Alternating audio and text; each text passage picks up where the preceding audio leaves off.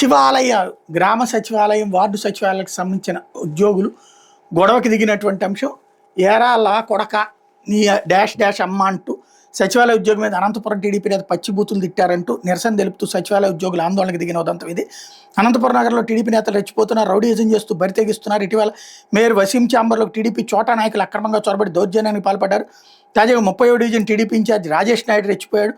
ప్రజలకు నిబద్ధతతో సేవలందిస్తున్న సచివాలయ ఉద్యోగి 29వ వార్డు సచివాలయం వెల్ఫేర్ సెక్రటరీ అశ్వథ్ రెడ్డి నానా దుర్భాషలాడాడు. మహానాడుకు ప్రజలను ఎందుకు తరలించలేదంటూ గురువారం బూతులతో రెచ్చిపోయాడు. దీంతో నగరంలోని ఉద్యోగులు తీవ్రస్థాయిలో నిరసన తెలిపారు.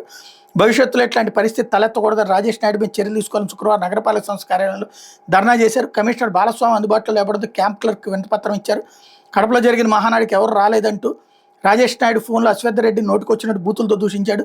ఏం చేస్తున్నావు అన్న, రాత్రి నుంచి ఫోన్ చేసిన నీ క్లస్టర్ నుంచి ఏ లం కొడుకు రాలా, కాల్ రికార్డ్ చేయి, నేను మాట్లాడే సచివాలయంలో నువ్వేమైనా పీకుతున్నావా, రే లం కొడక, ఇన్ని రోజులు నీకు గౌరవం ఇచ్చినా ఒక్క లం కొడుకు రాలేదు, మీటింగ్కి నీ డాష్ అమ్మ అంటూ రాయలేని భాషలో ఇంకా నోటుకొచ్చినట్టు తిట్టాడు. ఈ ఘటనకు నిరసనగా నగరంలోని సచివాలయ ఉద్యోగులు శుక్రవారం రాత్రి పెద్ద సంఖ్యలో నగరపాలక సంస్థ కార్యాలయానికి చేరుకున్నారు. అక్కడే ధర్నా చేపట్టారు. ఆ సమయంలో కమిషనర్ బాలస్వామి అందుబాటులో లేకపోతే క్యాంప్ క్లర్క్ వినతిపత్రం అందించారు. మహానాడుకు ప్రజల్ని తరలించే డ్యూటీ తమది కాదన్నారు.